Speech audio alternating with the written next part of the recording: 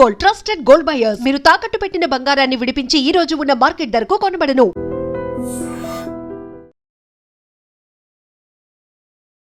ఏంటి సార్ తమిళనాడు రాజకీయాలు సినిమా రాజకీయంగా ఉంటుంది, రాజకీయం సినిమాలాగా ఉంటుంది తమిళనాడులో. సినిమా పక్కీలో రాజకీయం చేయటం అనేది తమిళనాడులో అలవాటు అయిపోయింది. కావేరి నీళ్ళు ఇంపార్టెంట్ కానీ కృష ఇంపార్టెంట్ కాదు. త్రిష అని ఆరిస్తే ఆయన ఆపి అప్పుడు ఈ వ్యాఖ్యలు చేశాడు.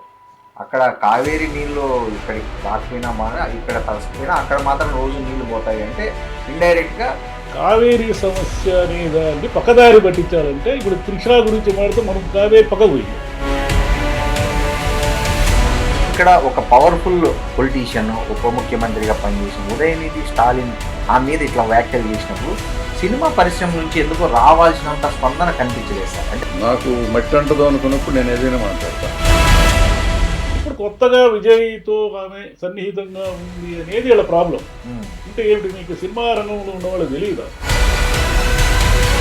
పరిమాలిన విషయాల్ని డైవర్ట్ చేస్తూ మాట్లాడడం అనేది పొలిటికల్ కల్చర్గా మారింది. సినిమా ఇండస్ట్రీలో ఉన్న వాళ్ళ పెళ్ళాలు కానీ పెద్దళ్ళు కానీ ఆడవాళ్ళందరూ వాళ్ళ తాలూకు ఆడవాళ్ళందరూ చెడిపోయిన వాళ్ళు ఉన్నారు. ఒక హీరోయిన్ పర్సనల్ లైఫ్ను ఇంత బహిరంగంగా, ఇంత నిర్లజ్జగా, ఇంత నిర్భయంగా మాట్లాడే ఒక స్వేచ్ఛ సమాజంలో పెరిగిపోతుంది. టీకేఎస్ భానుని రేప్ చేస్తే వాడిని తీసుకొచ్చి సన్మానం చేస్తున్నాం మనం. హాయ్ నమస్తే, వెల్కమ్ టు ఐడ్రీమ్ మీడియా. నేను మీ రొద్దం శ్రీనివాస్. తమిళనాడు రాజకీయాలు ఎప్పుడు కొత్తగా ఉంటాయి, ఆసక్తిగా ఉంటాయి, చాలా ఇంట్రెస్టింగ్గా ఉంటాయి. అక్కడ ఎప్పుడు ఏం జరుగుతుందో, ఎలాంటి వివాదం చెలరేగుతుందో ఎవరు ఊహించలేరు. అంత ఇంట్రెస్టింగ్గా ఉంటాయి. తమిళనాడులో సినిమా రాజకీయం కలగలిసిపోయి చాలా సంవత్సరాలు అయిపోయినప్పటికీ కూడా అది ఇంకా కొత్త కొత్త రూపాల్లో కొనసాగుతూనే ఉంటుంది ఆ వైరం అనేది. ఒకప్పుడు జయలలిత, ఉదయనిధి, కరుణానిధి మధ్య జరిగినటువంటి ఏదైతే వార్ ఉందో, పొలిటికల్ వార్ అండ్ పర్సనల్ వారు, ఇప్పుడు అది వార్ మళ్ళీ త్రిష వర్సెస్ ఉదయనిధి స్టాలిన్ మధ్య ఉండబోతుందగా అన్నట్లు మొన్న పరిణామాలు జరిగాయి తమిళనాడులో.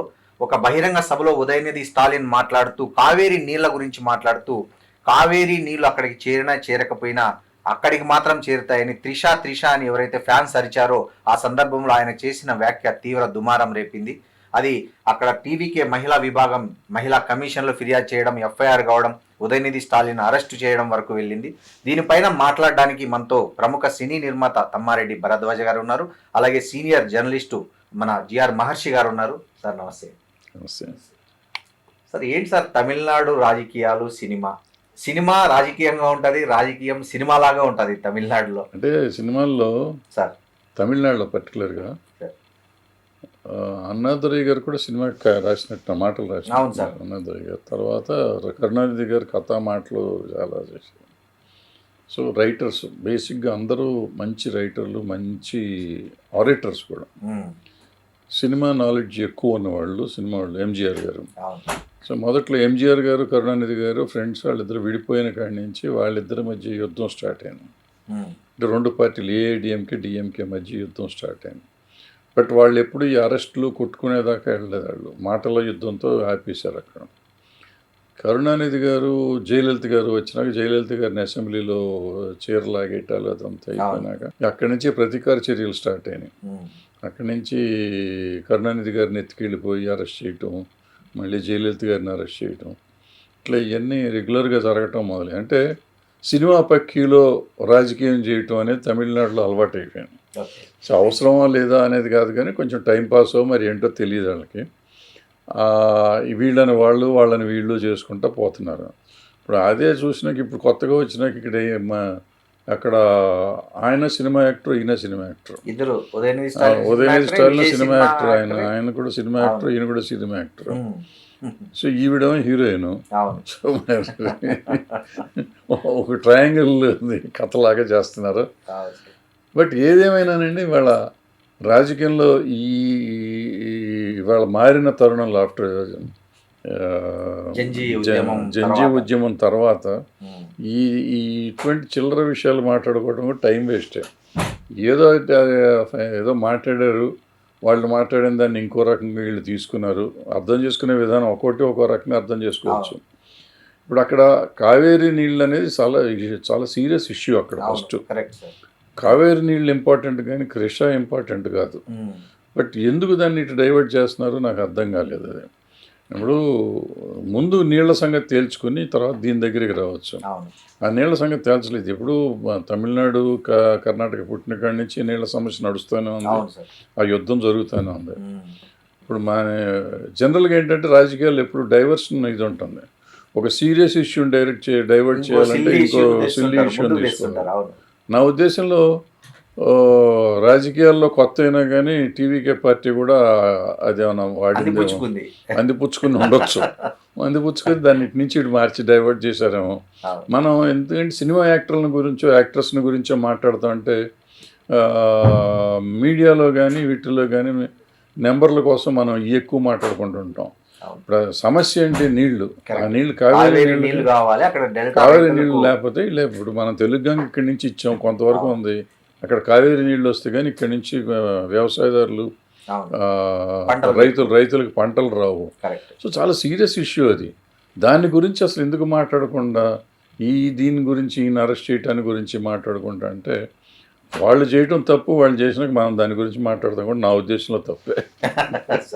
వారి గారు చెప్పండి, అసలు ఈ కావేరీ డెల్టా ఇష్యూ మీద మాట్లాడుతున్న తరుణంలో ఎవరైతే ఉదయనిధి స్టాలిన్ అక్కడ ఆ ఉన్న అభిమానులు అసలు అరిచారు ఫస్ట్ అక్కడ. అంటే మనం చూస్తే వీడియో చూస్తే త్రిష త్రిష త్రిష అని అరిస్తే ఆయన ఆపి అప్పుడు ఈ వ్యాఖ్యలు చేశాడు.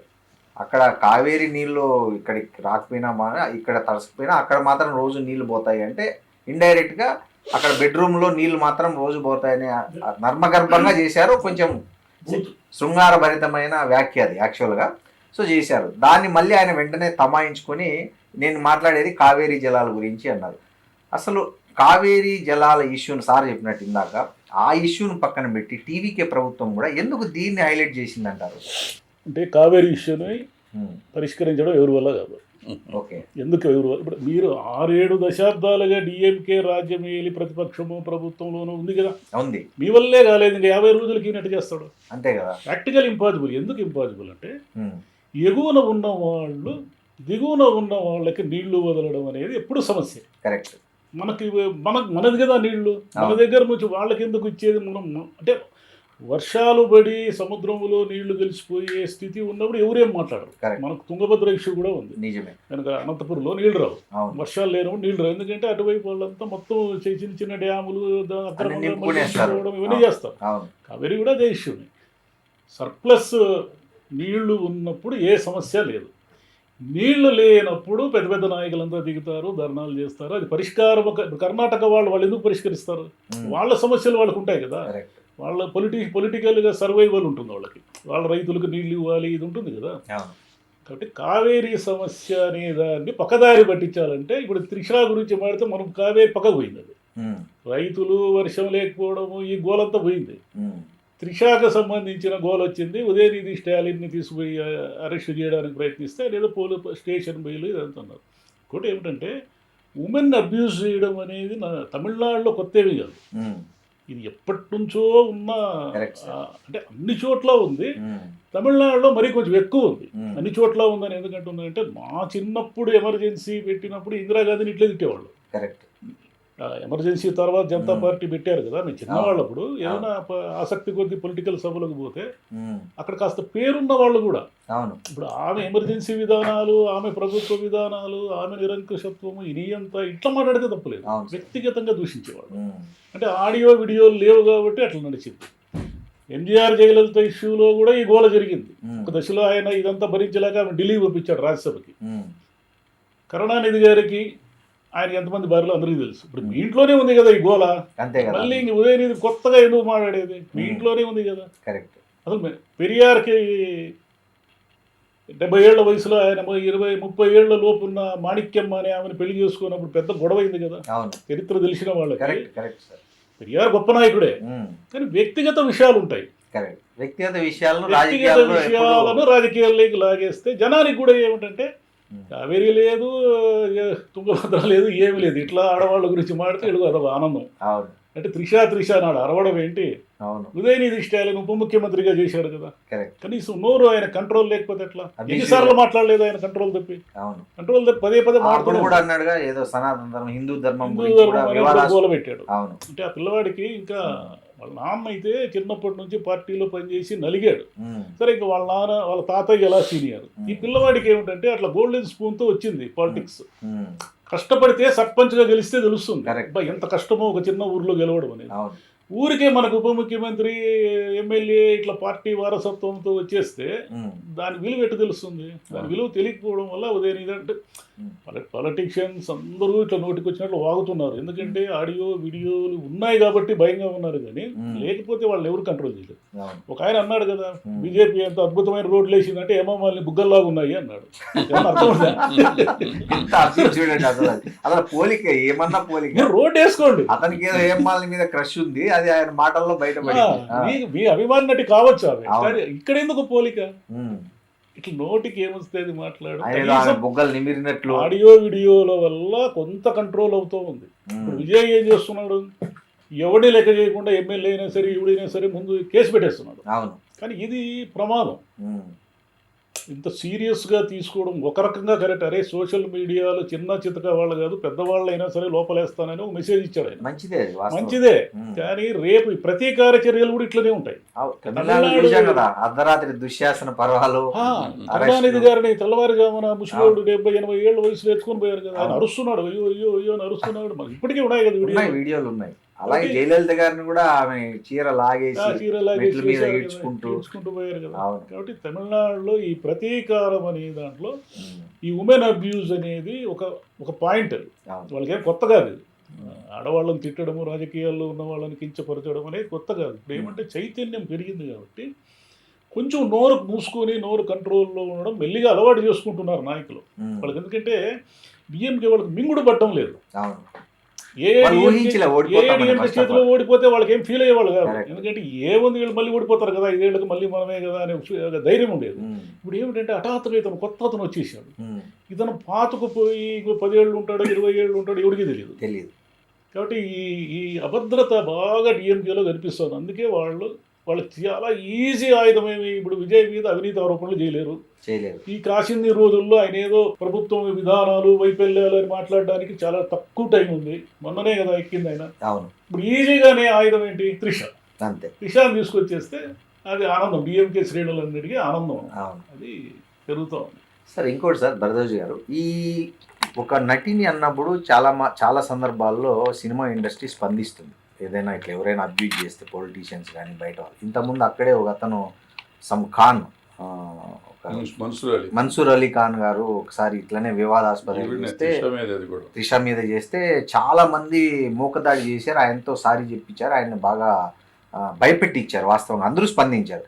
కానీ ఇక్కడ ఒక పవర్ఫుల్ పొలిటీషియన్, ఉప ముఖ్యమంత్రిగా పనిచేసిన ఉదయనిధి స్టాలిన్ ఆ మీద ఇట్లా వ్యాఖ్యలు చేసినప్పుడు సినిమా పరిశ్రమ నుంచి ఎందుకో రావాల్సినంత స్పందన కనిపించలేదు సార్. అంటే ఒకరిద్దరు తప్ప, ఎవరో చిన్మయి శ్రీపాద, ఖుష్బూ లాంటి ఒకరిద్దరు తప్ప మిగతా వాళ్ళు మౌనంగా ఉన్నారు. ఎట్లా ఇది సినిమా వాళ్ళు కొన్ని విషయాల్లో ఎందుకు ఎక్కువ రియాక్ట్ అవుతారు, కొన్ని విషయాల్లో మాత్రం చాలా బాగా మౌనంగా సైలెంట్గా ఉండిపోతారు? ఏంటి దీన్ని ఎట్లా అర్థం చేసుకోవాలి? అంటే అట్లా కాదు, డిఫరెంట్ ఇష్యూకి తేడా ఉంటుంది కదా. కామెంట్ అప్పుడు చేసినప్పుడు ఇది ఒక సినిమా ఫంక్షన్లో అతను మాట్లాడాడు. అతను మాట్లాడినప్పుడు నేను రేపు చేస్తాం అనుకున్నాను త్రిష అని అన్న టైప్లో ఏదో చెప్పాడు. నాకు కుదరలేదు సంథింగ్, అటువంటి ఏదో బాగాలేదు. అది కొంచెం చాలా అన్పార్లమెంటరీగా ఉంటుంది అది. అందుకని మొత్తం సినిమా ఇండస్ట్రీకి సంబంధించిన సినిమాని గురించి వచ్చిన దాంట్లో కాబట్టి సినిమా వాళ్ళు అందరూ స్పందించారు. ఇది సినిమాకి సంబంధం లేదు, ఇది రాజకీయపరమైంది. ఇప్పుడు దీంట్లో మాట్లాడితే కావేరీని గురించి మాట్లాడకుండా దీని గురించి మాట్లాడుతా నా బొట్టోడు అంటే మళ్ళీ ఇల్లు ఇరుక్కుంటారు. సో ఎందుకు వచ్చిన గొడవ మనకు దూరంగా ఉంటే బెస్ట్ కదా అనే ఆలోచన ఉంటుంది. సో ఎక్కడికక్కడ సందర్భాన్ని బట్టి డిస్కషన్ ఉంటుంది. ఎప్పుడు సందర్భం అసందర్భం అని చూసుకోవాల్సిన పరిస్థితి ఉంటుంది అన్నమాట. ఏ సందర్భంలో అయితే వాళ్ళు మాట్లాడితే నాకు మట్టి అంటదో అనుకున్నప్పుడు నేను ఏదైనా మాట్లాడతా, మట్టి అంటుకుంటుంది అన్నప్పుడు నేను మాట్లాడినది. సో అది జాగ్రత్త అంటే బంకర్లో నుంచి కాల్పులు జరుపుతారు బహిరంగంగా కాకుండా. సేఫ్టీ ఉండాలి. సార్ గతంలో ఒక బీజేపీ నాయకుడు కూడా ఇట్లనే డైరెక్ట్గా త్రిష మీదే వ్యాఖ్యానించాడు. అప్పుడు కూడా సినీ పరిశ్రమ నుంచి పెద్దగా ఏమీ మద్దతు రాలేదు ఆమెకి, త్రిషకు. దీన్ని అంటే సినిమా పరిశ్రమ మీరు అన్నట్టు ఇందాక అదే మట్టి అంటుకోకపోతే ఒకలాగా, బట్ బీజేపీ అనింది అప్పుడు ఎందుకు ఈ మన అసోసియేషన్లు కానీ సంఘాలు ఉన్నాయి చాలా. సింపుల్ సార్, ఇప్పుడు మీరే చెప్పారు ఇందాక ఖుష్బు గారు మాట్లాడారని. మరి ఖుష్బు గారు అప్పుడు ఎందుకు మాట్లాడలేదు? బీజేపీ కాబట్టి, ఆవిడ బీజేపీ కాబట్టి ఎక్కడికక్కడ దానికి ఒక కారణం ఉంటుంది అంతే, అంతకంటే ఎక్కువేం లేదు. సో ఎవరి లెక్క వచ్చింది వాళ్ళకి అవసరాన్ని బట్టి ఏదోటి మాట్లాడుతూ ఉంటారు, అందుకంటే ఏం లేదు. ఇప్పుడు మరి ఖుష్బు గారు సోషల్ అవేర్నెస్ అయితే ఆ రోజు ఆ సందర్భంలో కూడా మాట్లాడి ఉండాలి. కరెక్టే కదా సార్, మాట్లాడలేదు కదా ఇప్పుడు మాత్రం మాట్లాడుతున్నారు. సో అదే అవతల విక్టిమ్ ఒకళ్ళే, త్రిషానే విక్టిమ్ ఒకళ్ళే. బీజేపీ అతని విక్టిమ్ ఇక్కడే మన్సూర్ అలీ ఖాన్ దగ్గర, మన 3 చోట్ల స్టాలిన్ దగ్గర విక్టిమ్ ఒకళ్ళే. ఆ విక్టిమ్ గురించి ఒక్కో సందర్భంలో ఒకళ్ళు స్పందిస్తూ ఉంటారు. అందరు అన్నిటికీ ఒకటే స్పందన ఉండాలిగా. అవును, అంతే కదా సార్. ఇప్పుడు మన్సూర్ అలీ ఖాన్కి స్పందించింది ఆవిడ, ఈ దీనికి స్పందించింది స్టాలిన్కు. మరి అప్పుడు ఎందుకు స్పందించలేదు? అంటే మీ పార్టీ వాళ్ళు తట్టొచ్చా? సో ఎక్కడికక్కడ కొంత భయంతో, కొంత మన అవసరం బట్టి రకరకాల వాళ్ళ కన్వీనియన్స్ కోసం మాట్లాడుతూ ఉంటాం. మేము మమ్మల్ని మర్చిపోకూడదు, మేము ఉన్నాము ఇటువంటి ఇష్యూస్కి అని చెప్తానికి వస్తాం, కొన్ని సందర్భాల్లో తప్పించుకుంటాం. కన్వీనియంట్. ఓకే సార్, మహేష్ గారు, రాజకీయాల్లో రాజకీయ ప్రత్యర్థులను నేరుగా ఎదుర్కోలేక వాటిలోకి మహిళలను వాళ్ళ వ్యక్తిగత విషయాలను లాగడం అనేది ఇప్పుడు రాజకీయాల్లో ఒక చౌకబారు ట్రెండ్గా మారుతుందా? దీన్ని బట్టి మనం ఆల్రెడీ మారిపోయింది, ఎప్పటి నుంచో ఉంది ఇది. నేను ఇంతకుముందే చెప్పాను, ఎప్పటి నుంచో ఉంది. కాకపోతే ఏమిటంటే ఒక ఇష్యూ వచ్చినప్పుడు మనకు అది హైలైట్ అవుతుంది. చిన్న చితగా ఇప్పుడు మనం ఇప్పుడు సార్ చెప్పినట్టు మన్సూర్ అలీ ఖాన్ ప్రస్తావన వచ్చింది. మన్సూర్ అలీ ఖాన్ చిన్నవాడు కాబట్టి మనం వాడిని వేసి తొక్కేశాం. కరెక్ట్, ఎవడరా మాడగలిగి అది. అవును, తెలుగులో కూడా జరిగింది. నేను పేర్లు చెప్పను కానీ ఓకే సార్, ఒకరిద్దరు చిన్న నటులు ఇట్లా అబ్యూజ్డ్గా మహిళల గురించి మాట్లాడినప్పుడు వాళ్ళ మీద అంతా విరుచుకుపడ్డారు. అదే ఒక పెద్ద నటుడు మాట్లాడినప్పుడు అందరూ సైలెంట్ అయిపోయారు. త్రిషా గారికి కూడా పెద్ద పొలిటికల్ బ్యాక్గ్రౌండ్ లేదా ఫైనాన్షియల్ బ్యాక్గ్రౌండ్, ఆమె పెద్ద పొలిటీషియన్ కూతురు ఇంకెవరో అయినారు అనుకోండి, ఆమె జోలికి ఎవరు పోరు. ఎందుకు త్రిషా గారిని పదే విక్టిమ్ చేస్తారు? ఇది ఫస్ట్ టైం కాదు, అంత మునుపు కూడా ఆమె వీడియోలని అదని ఆమె నేరుగా వెళ్ళి పోలీసు ఆమెను విక్టిమ్ చేయడం అనేది ఒక దశాబ్ద కాలంగా జరుగుతూ ఉంది. ఈరోజు కొత్త ఏం కాదు. ఇప్పుడు కొత్తగా విజయ్తో ఆమె సన్నిహితంగా ఉంది అనేది వీళ్ళ ప్రాబ్లం. అంటే ఏమిటి, మీకు సినిమా రంగంలో ఉన్న వాళ్ళకి తెలియదా? అంటే నేను చెప్పే రిలేషన్స్ గురించి కాదు, స్నేహం ఉండకూడదా? మనుషులు కలిసి పనిచేసినప్పుడు పలకరించుకోవడము ఇవన్నీ ఏమి ఉండకూడదా? ఉండవద్దు. పలకరించినంత మాత్రాన ఇంక వాళ్ళతో ఇంక రిలేషన్ ఉన్నట్టు ఇంక వాళ్ళతో ఇంక ఇవన్నీ ఇదేనా మన ఆలోచన? ఇంక మహిళే ఉండనే ఉండదా? అంటే మహిళలు ఏమిటంటే ఈరోజు కాదు, ఎప్పటి నుంచో మహిళలు చాలా ఈజీ టార్గెట్. వాళ్ళతో ముడిపెట్టి ఏదో ఒకటి అనడం అనేది మనకు అలవాటైపోయింది. ఇప్పుడు ఆడియో వీడియోలు ఉన్నాయి కాబట్టి కొంచెం ఒళ్ళు దగ్గర పెట్టుకొని ఇష్యూల్లో ఇరుక్కుంటున్నారు. కానీ జనరల్గా మామూలుగా మాడుకునేటప్పుడు ఇట్లా ఆడవాళ్ళ గురించి మాట్లాడుకోవడము, పాలిటిక్స్లో ఉన్నవాళ్ళు, సినిమా రంగంలో ఉన్నవాళ్ళు ఆడవాళ్ళు విపరీతంగా విక్టిమ్ అవుతారు. ఇప్పుడు సినిమా రంగంలో కూడా ఈ వివక్ష అనేది ఒక 2-3 ఏళ్ళుగా ఒక పెద్ద ఇష్యూ మొదలైన తర్వాత కదా కొంత అలర్ట్గా ఉన్నారు. ఇప్పుడు అక్కడ కేరళలో ఏమా కమిటీ చేశారు, ఏం తెలిసారా? ఏమా కమిటీలో ఏమి తెలిసలేదు కదా. ఏదో ఆమె తిప్పల మీద ఆమె ఏదో పడ్డారు కానీ ఏం తెలిసారు? పెద్ద నటులు పెద్దవాళ్ళు ఉన్నప్పుడు సహజంగానే ఎవరికి వాళ్ళు తమకు ఎందుకు ఈ గోల, తాము ఏం మాట్లాడితే తమను ఎక్కడ ఎవరు ఇప్పుడు పార్టీలు కూడా ఎట్లయిపోయినాయంటే ఏ మాత్రము నోరు జారిన ట్రోలింగు, నోటికి వచ్చిన దుర్భాషలు, వాళ్ళ కుటుంబ సభ్యులందరినీ తీసుకొని రావడము. నీ కూతురు ఎవరిని పెళ్లి చేసుకుంది, నీ కొడుకు ఎవరిని పెళ్లి, అరే నీ కూతురు కొడుకు వీళ్ళన్నిటినీ ఒక నాయకుడు ఉంటాడు, వాళ్ళ పిల్లలు ఏదో వేరే క్యాస్ట్ మ్యారేజ్ చేసుకుంటారు. అతను అవన్నీ కంట్రోల్ చేయలేడు కదా. నువ్వు ఎట్లా పీసీ నాయకుడు అవుతావు, నీ కూతురు ఎవరిని చేసుకుందో చెప్పు ఉంటారు. అని అర్థం ఉంది దానికి. వాళ్ళను కూడా ఈయన ఎలా కంట్రోల్ చేస్తాడు? అంటే పిల్లలకి వాళ్ళ వ్యక్తిగత విషయాలు, వాళ్ళ వ్యక్తిగత స్వేచ్ఛ ఉంటుంది. అంత మాత్రాన నాయకుడికి అన్నీ ఆపాదిస్తే ఎట్లా? అట్లా ఆడవాళ్ళని ఈ రిలేషన్షిప్లోకి తీసుకొచ్చి పొలిటికల్గా ఏమీ సంబంధం లేని విషయాలు మనం మాడుతున్నాం. చాలా చోట్ల సోషల్ మీడియాలో జరుగుతున్నది అవును, ఏంటంటే సోషల్ మీడియాలో అసలు ఇష్యూ ఉండనే ఉండదు. అసలు ఇష్యూ అడుకోబోతుంది. రైతులు నీళ్లు లేకపోతే పంటలు ఎండిపోతాయి. తమిళనాడుకు బేసిక్గానే నదులు సమస్య ఉంది, నీటి జలాల సమస్య ఉంది కదా. ఇక్కడ అప్పుడు ఎన్టీఆర్ గారి కాలంలో తాగునీళ్ళు ఇచ్చాం తెలుగు గంగ. కావేరీ నది అక్కడ నుంచి ఇక్కడికి వస్తే తప్ప మామూలుగా ఎదుగుని ఉన్న వాళ్ళు చెక్ డ్యామ్లు, ఆ డ్యామ్లు, ఈ డ్యామ్లు. ఇప్పుడు మనకు అనంతపురం జిల్లాలో బీటీ ప్రాజెక్ట్ అని ఉండింది. మా చిన్నప్పుడు అది కలకలకల అంటూ ఉండింది. తర్వాత ఏం చేశారు, కర్ణాటకలో విపరీతంగా దాని మీద ఎగువను అన్నీ కట్టుకుంటూ పోయారు.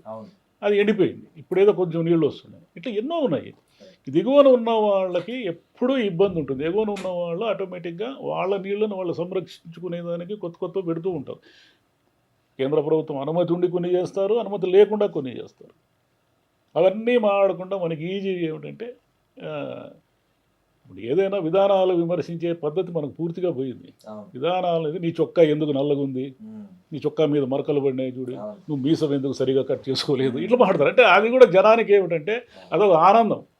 ఓహో, అతను మీసాలు లేకుండా వచ్చి మగతనం గురించి మాట్లాడుతున్నాడని ఒక నాయకుడు అన్నారనుకోండి, అబ్బా అదొక ఆనందం. మరి వాడికి మీసాలకి వాడి నాయకత్వానికి ఏమైనా సంబంధం ఉందా అని ఎవడు అడగడు.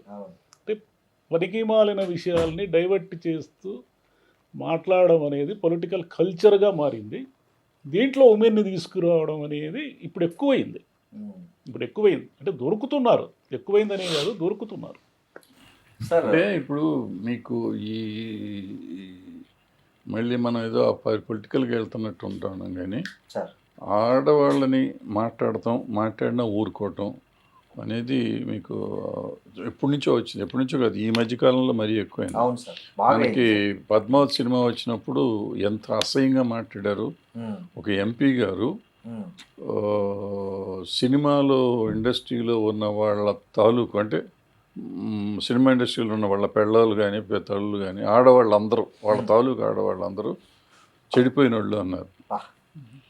ఎంపీ అది వీడియో ఇప్పటికీ ఉంది. దాని మీద ఎవరు యాక్షన్ తీసుకోవాలా. ఇక్కడ ఒక అసెంబ్లీ, నేను టీవీ లైవ్లో నేను కూడా ఉన్నప్పుడు రాజాసింగ్ గారు అప్పుడు ఎమ్మెల్యే, ఆయన కూడా ఆ టీవీ లైవ్లో చెప్పాడు, ఈ నాకు తెలిసి ఇక్కడ ఆడవాళ్ళు అందరి సంగతి అంతా చెడిపోయిన వాళ్ళని అని చెప్పాడు. మీరు అడిగారు ఏమండి ఇటువంటి దీనికి స్పందించాలి. అందరూ సినిమా ఇండస్ట్రీలో ఉన్న వాళ్ళ అందరి పిల్లల గురించి మాట్లాడితే ఒక్కడు మాట్లాడాల. మీరు త్రిషాని గురించి మాట్లాడలేదు ఏంటంటే అంటారు. ఇక్కడ సొంత మనుషుల గురించి మాట్లాడితే మాట్లాడాల. ఆ పద్మావతి అప్పుడు ఆవిడ తలకాయ నరికేసి 5 కోట్లు ఇస్తా అన్నాడు దీపికా పడుకొని. అది లైవ్లో ఉన్నాయి ఇవన్నీ. వీళ్ళందరి మీద యాక్షన్ తీసుకున్నారా? నిన్నగాక మొన్న కంగనా రనౌత్ వీళ్ళంతా రేపుకు తయారుగా ఉన్న ఆడపిల్ల అంటున్నాం, బట్టలు లేకుండా వచ్చారు. ఇది జంతర్ మంతర్ ఉద్యమాన్ని. మరి ఆవిడ మీద యాక్షన్ తీసుకున్నారా? మరి వీళ్ళందరూ మాట్లాడుతుంటే ఇవాళ త్రిష మీద మాట్లాడిన ఖుష్బూ గారు ఇవన్నీ ఎందుకు మాట్లాడలేదు? మాట్లాడాలి కదా, కంగనా రనౌత్ మీద మాట్లాడాలి కదా, పద్మావతి మీద మాట్లాడాలి కదా. సో మనని కించపరిచినా కూడా మనం మాట్లాడే పరిస్థితిలో మనం లేవు. మనం భయపడుతున్నామా, సిగ్గుపడుతున్నామా, లేకపోతే వింటలేదా, మనం చెమిటి వాళ్ళం అయ్యామా, గుడ్డి వాళ్ళం అయ్యామా మనకు తెలియట్లా. ఈ పరిస్థితి ఉంది. సో ఇది ఆడవాళ్ళ సంగతికి వస్తే, ఈ కావేరీకి వస్తే విచిత్రమైన విషయం ఏంటంటే 3200 TMC రోజు వదిలిపెట్టాలని చెప్పి దానికి ఉంది. వాళ్ళు ఒక TMC వదలట్లా. అక్కడ రైతులు, కర్ణాటక రైతులు కూడా ఉద్యమం చేస్తున్నారు, నీళ్లు వదలకూడదని. వాళ్ళు అక్కడ చేస్తున్నారు. ఇక్కడ రైతులు నీళ్లు కావాలని ఇక్కడ వీళ్ళు ఉద్యమం చేస్తున్నారు. ఇక్కడ గవర్నమెంట్లో కాంగ్రెస్ ఉంది, అక్కడ కాంగ్రెస్ ఉంది. సో ఈ రెండింటిని ఉన్నాయి కాబట్టి దీన్ని అడ్వాంటేజ్ తీసుకుందామని డిఎంకే ఉంది. అడ్వాంటేజ్ కాదు, వాళ్ళ హక్కు వాళ్ళు అడగటమే నిజం చెప్పాలంటే. దాని వాళ్ళ హక్కు వాళ్ళు అడిగే విధానం కరెక్ట్గా ఉండాలి. దానికి అనవసరంగా ఈ మధ్యలో లాగటం అనవసరం. లాగకుండా డైరెక్ట్గా వస్తే ఆ విన్ సిచ్యువేషన్ వాళ్ళకి, డిఎంకేకి. మీరు ఎప్పుడైతే మీరే తీసుకొచ్చి మీరే దాన్ని డైల్యూట్ చేయడానికి ఈవిడ మధ్యలో లాగారు. మీ నీళ్లు మీకు కావాలి, అక్కడ కాంగ్రెస్ ప్రభుత్వం, ఇక్కడ కాంగ్రెస్ ప్రభుత్వం, నీళ్లు ఎందుకు ఇవ్వరని కదా వీళ్ళు రావాల్సింది. మధ్యలో ఈవిడ ఎందుకు వచ్చింది? అదే అక్కడ సో point. వీళ్ళే డైల్యూట్ చేసుకుంటారు. అందరూ ఈ లెక్క చూస్తే అంటే ఇప్పుడు మనకి ఆంధ్ర రాష్ట్రంలో ఉన్నట్టే అందరూ వాళ్ళే, అవును ఎవరికి సమస్య అక్కర్లేదు, అవును అందరం ఒకే గంగలో మునుగుతానికి అందరం రెడీగా ఉన్నాం. అవును బట్ బయటికి మా జనాన్ని మభ్యపెట్టాలి కాబట్టి మనం మాట్లాడుతూ ఉంటాం. అంతే సో మాట్లాడుతున్నాం. అంతే సార్. సార్ ఇంకోటి సార్, ఇక్కడ వీళ్ళు హీరోయిన్లు అంటే వాళ్ళ ఒక గౌరవప్రదమైన జీవితం, వెండి తెర మీద చాలా గ్లామరస్గా కనిపించే వాళ్ళు, వాళ్ళకు ఒక పర్సనల్ లైఫ్ ఉంటుంది. ఒక హీరోయిన్ పర్సనల్ లైఫ్ను ఇంత బహిరంగంగా, ఇంత నిర్లజ్జగా, ఇంత నిర్భయంగా మాట్లాడే ఒక స్వేచ్ఛ సమాజంలో పెరిగిపోతుంది. ఎందుకు ఇట్లా పెరిగిపోతుంది అంటే ఎక్కువ సినిమా వాళ్ళనే మాట్లాడుతున్నారు, మిగతా చాలా మంది సినిమాలనే కాదు సార్, ఇప్పుడు మొత్తం స్త్రీనే తక్కువగా మాట్లాడుతాం అలవాటు అయిపోయింది కొత్తగా వచ్చినాక. ఇప్పుడు నేను కంగనా రనౌత్ స్టేట్మెంట్ జనరలైజ్ చేసి వచ్చింది. అంతకుముందు నేను చెప్పిన పద్మావతి అప్పుడుది కూడా జనరలైజ్డ్ లేడీస్ మీద వచ్చినాయి. ఇట్లా రకరకాల, ఇందాక రోడ్డు అంటే బొగ్గల్లాగా అంటాం అనేది జనరలైజ్డ్. ఇవన్నీ అంతా ఈ పరిస్థితిలో మనం తప్పు లేదు అనుకుంటున్నారు. బిల్కిస్ బానుని రేప్ చేస్తే వాడిని తీసుకొచ్చి సన్మానం చేస్తున్నాం మనం. సో ఈ పరిస్థితిలో మనం ఉన్నాం. ఏంటంటే కేవలం ఆవిడ ముస్లిం కాబట్టి, మరి హిందువులు రేప్ చేస్తే కూడా అట్టగా చేస్తాం, సన్మానం చేద్దామా? చేశారు కదా, రేపులు చేసినవి ఉన్నారు, వాళ్ళని కూడా మరి వాళ్ళని కూడా వదిలేస్తున్నాం. సో దాని గురించి మనం మాట్లాడుతున్నాం. ముస్లింలు అనేటప్పటికి మాట్లాడుతున్నాం. ఇదేమన్నంటే సెక్యులరిజం అని చెప్పి మీరు ముస్లింలు వెనకేసుకొస్తున్నారు అంటారు, లెఫ్ట్ వింగ్ అంటారు, లేకపోతే ఏదో దేశద్రోహులు అంటారు, అర్బన్ నక్సలైట్లు అంటారు, ఇట్లా రకరకాల పదాలతో మనని పెడుతున్నారు. సో ఇవన్నీ కరెక్ట్ కాదు అనేది మన జంతర్ మంతర్ తేల్చింది. జంతర్ మంతర్ ఒక ధైర్యాన్ని ఇచ్చింది చాలా మందికి, ధైర్యం చాలా మందికి, పెద్దవాళ్ళకి చిన్నవాళ్ళకి ఇచ్చింది. సో కాక్రోచ్లు అన్నీ బయటకు వస్తున్నాయి. సో ఈ కాక్రోచ్ల నుంచి బయట దేశం, కాక్రోచ్ దేశాన్ని కాపాడాల్సిన పరిస్థితి వచ్చింది. సో ఒక రకంగా మెడలు వంచింది. బట్ ఆల్రెడీ నిన్న మనం అనుకున్నట్టు మనం బహిరంగంగా దాన్ని ఒప్పుకోకుండా మేకపోతు గాంభీర్యం ఉపయోగించి దాన్ని రకరకాలుగా వేరు రకాలుగా మనం చెప్తున్నాం. మేము లొంగామని చెప్పకుండా మేము మిమ్మల్ని క్షమిస్తున్నామని ఒకళ్ళు, దేశం కోసం చేస్తామని ఒకళ్ళు, ఈ టైప్లో చేస్తున్నారు. బట్ ఏదేం జరిగినా కానీ దేశానికి మంచి జరిగితే చాలు, అది ఏం చేస్తారో అనేది మనకు అనవసరం. సార్ మహేష్ గారు, మహిళల మీద ఇట్లాంటి అనుచిత వ్యాఖ్యలు చేసి మహిళలను కించపరిచే ఇట్లాంటి కామెంట్స్ నుంచి మహిళ రక్షణ పొందాలంటే అంటే ఏమైనా కొత్తగా చట్టాలు రావాలా, లేకపోతే ఏమైనా తేవాలా, ఏంటి అసలు దీనికి పరిష్కారం ఏంటి? అసలు ఇప్పుడు ఉన్నాయి చట్టాలు ఉన్నాయి, వాటిని సక్రమంగా అమలు చేస్తే చాలు.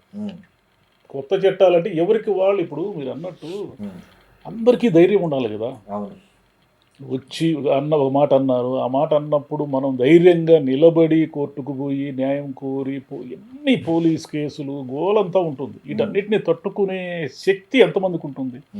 ఇప్పుడు మీరు చెప్పినట్టు ఒక కామెంట్ చేస్తే దానికి వ్యతిరేకంగా పెద్ద వాళ్ళు కూడా మాట్లాడలేని పరిస్థితి ఉన్నప్పుడు ఒక మామూలు నటి లేదా ఒక హీరోయిన్ కూడా కావచ్చు, హీరోయిన్ అంటే పాపం వాళ్ళకి ఏం డబ్బులు ఉండొచ్చు కానీ పెద్ద పొలిటికల్ ఇవన్నీ తెలియవు కదా, పోలీసులు, కేసులు, కోర్టులు, చట్టాలు అంటే ఇది వేరే వ్యవస్థ. ఈ వ్యవస్థను అర్థం చేసుకోవాలంటే లోపల వెళ్లితే తప్ప అక్కడ ముసళ్ళు ఉన్నాయా ఏమున్నాయి అనేది మనకు తెలియదు. చిన్న విషయం కాదు, మనమైనా ఒక చిన్న విషయానికి పోలీస్ స్టేషన్కి వెళితే పోలీస్ స్టేషన్కి వెళ్ళినప్పుడు తెలుస్తుంది. ఏ రికమెండేషన్ నీ బ్యాక్గ్రౌండ్ లేకుండా పోలీస్ స్టేషన్కి వెళితే అయ్యా నా స్కూటర్ పోయింది అన్నప్పుడు తెలుస్తుంది నీకు ఆ సిస్టమ్ ఎలా పనిచేస్తుందని, దానికి ఎంత ఉంటుంది, దాని కోర్టులు ప్రొసీజర్లు, చివరికి ఆ స్కూటర్ పోతే పోయింది అనుకొని వచ్చేస్తావు నువ్వు. అట్లుంది సిస్టమ్, అంత కాంప్లికేటెడ్గా ఉంది.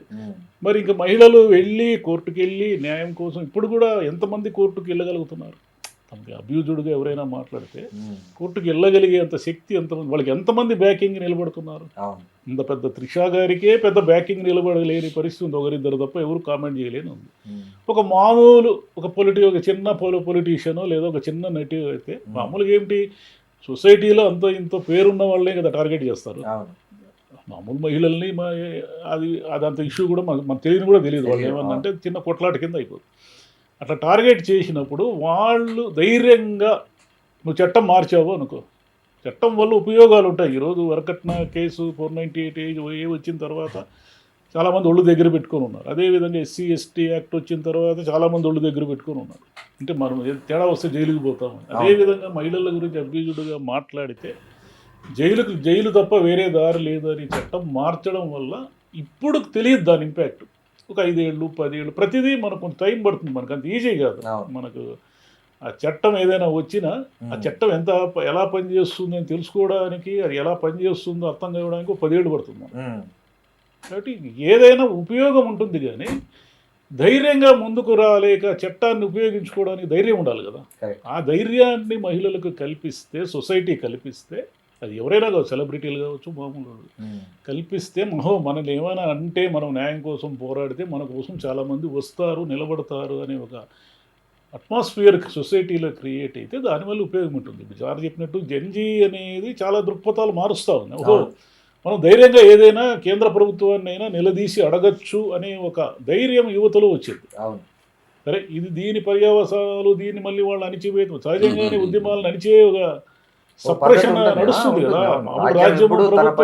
రాజ్యము ప్రభుత్వం తనకు వ్యతిరేకంగా మాట్లాడే వాళ్ళందరినీ ఏదో ఒక రూపంలో టార్గెట్ చేసి అణిచేస్తుంది. ఇప్పుడు ఇంకా ఈజీ, ఎందుకంటే వ్యక్తుల్ని టార్గెట్ చేస్తారు. ఇప్పుడు ఇంతకుముందు కనీసం ఒక పార్టీనో ఒక సిస్టమ్ టార్గెట్ చేసేవాళ్ళు.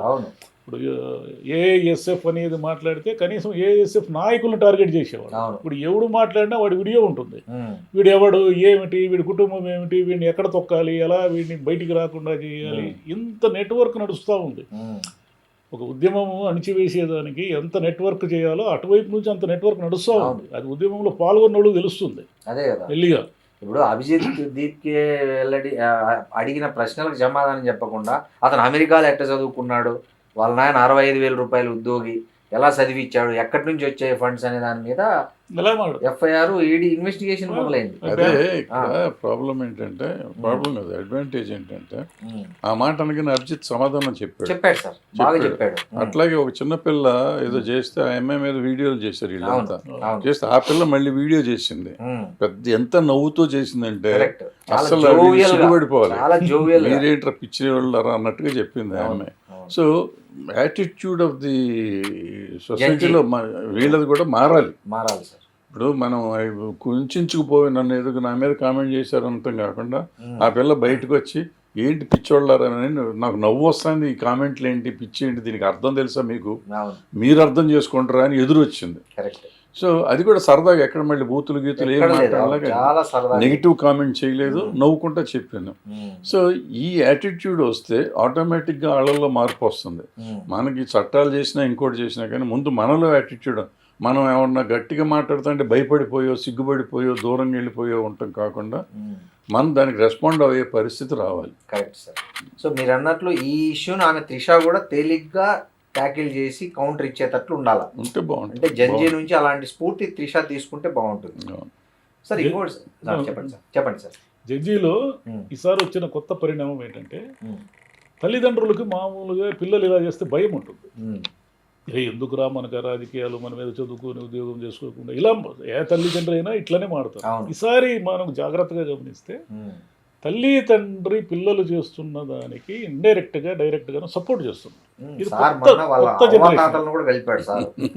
కొత్త జనరేషన్ మార్పు. ఇది ఉన్నారు ఆవిడ ఒక 72 ఏళ్ళు 73 పళ్ళు కూడా లేవు. ఆవిడ వచ్చి కూర్చుని అక్కడ కూర్చొని 3 రోజులు 4 రోజులు కూర్చొని గ్రాండ్ ఫాదర్ అంటే తాతలు అవ్వలు కూడా కనెక్ట్ అయ్యారు వాళ్ళ దానికి. మీరు అన్నట్లు తల్లిదండ్రి తాత అంతా అంటే అంత కాబట్టే మన బకింపూర్ ఉప ఎన్నిక ఫలితము ఓడిపోయారు. 30 ఏళ్ల కంచుకోట బద్దలైంది. అసలు అధికార పార్టీ 60 మంది మంత్రులు, ఎమ్మెల్యేలు, సీఎం డైరెక్ట్గా ప్రచారం చేస్తే ఒక నియోజకవర్గానికి కనీసము 11% తేడా ఉంది ఓట్లు వచ్చిందానికి. కనీసం దగ్గరకు కూడా లేదు.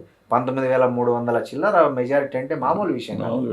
30 సంవత్సరాల కంచుకోటలో, అది కూడా ఆ పార్టీ ఉండి అధికారంలో సీఎం ఉండి. సో కరెక్టే సార్. ఈ తమిళనాడు రాజకీయాల్లో మనం గతంలో జయలలిత, కరుణానిధిది చూసాం ఎపిసోడ్. ఇప్పుడు ఈ ఉదయనిధి, త్రిషాది ఏమన్నా భవిష్యత్తుకు అలాంటి రూపే తీసుకునే అవకాశం ఉందా ఈ వ్యాఖ్యలు? ఎందుకంటే ఇవి ఒక్కసారిగా పోవవి.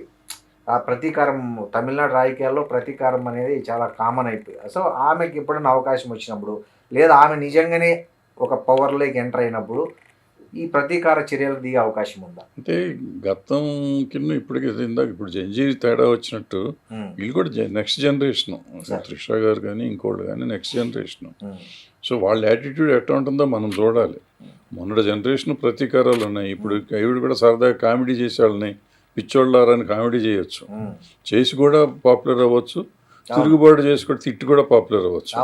రెండు రకాలుగా ఏదైనా చేయొచ్చు. ఏం చేస్తారని చూడాలి. మెంటల్ హాస్పిటల్ భూమి పూజ చేసి ఇలాంటి వాళ్ళ కోసం కూడా అంతే కదా సార్. అంతే కదా. ఇప్పుడు ఆవిడకి చాలా అడ్వాంటేజెస్ పొజిషన్ ఇప్పుడు. ఎందుకంటే చాలా సీరియస్ ఇష్యూ కావేరీ వాటర్లో నన్ను తీసుకొచ్చి నన్ను కావేరీ మాతతో కంపేర్ చేసినందుకు నేను చాలా సంతోషిస్తున్నాను. పిచ్చోళ్ళారా కావేరికి నాకు ఎట్లా అని మొదలెట్టింది అనుకోండి. ఇంత పవిత్రమైన నది నాకు సస్యశ్యామలం. అటు కర్ణాటకని బాగు చేస్తుంది, తమిళనాడుని బాగు చేస్తుంది. అక్కడ నీళ్ళిచ్చి పంట పండిస్తుంది, ఇక్కడ నీళ్ళిచ్చి పంట పండిస్తుంది. ఆ భాగ్యం నాకు కలిగించినందుకు నేను చాలా సంతోషిస్తున్నాను. పిచ్చోళ్ళారా ఇంత పవిత్రంగా నన్ను చేసినందుకు నేను సంతోషంగా ఉంది. నాకు నా కృతజ్ఞతలు అందనుకోండి. అదే బట్టతో పెట్టి కొట్టారంట డైరెక్ట్ కాకుండా అంటుంటారు కదా సార్, బట్టలో పెట్టి కొట్టారు అట్లా. అప్పుడు రెండు రాష్ట్రాల్లోనే ఆవిడ నాయకురాలు. అంటే ఆమె రాజకీయాల్లోకి తెచ్చేవారు నిద్రపోరు. వీళ్ళు నిద్రపోయేది లేరు, ఆమె వద్దనుకుంటా వీళ్ళు రప్పించేటట్టు ఉన్నారు. సో ఏదేమైనా మహిళల్ని టార్గెట్ చేస్తూ మహిళల వ్యక్తిగత జీవితాలను, వ్యక్తిగత వ్యవహారాలను రాజకీయాల్లోకి లాగడము, రాజకీయ విమర్శలు చేయడం అనేది చాలా బ్యాడ్ ట్రెండ్ సార్. దీన్ని అందరూ పొలిటీషియన్స్ వాళ్ళ ఇంట్లో కూడా మహిళలు ఉంటారు కాబట్టి వాళ్ళ చరిత్ర, మీరన్నట్లు వాళ్ళ ఇంట్లో కూడా 3-4 పిల్లలు ఉన్న చరిత్రలు ఉన్నాయి కాబట్టి సో ఇలాంటి వ్యాఖ్యలు చేయకూడదని కోరుకుందాం. మహిళలను అందరూ మంచిగా గౌరవించాలని కోరుకుందాం సార్. Thank you.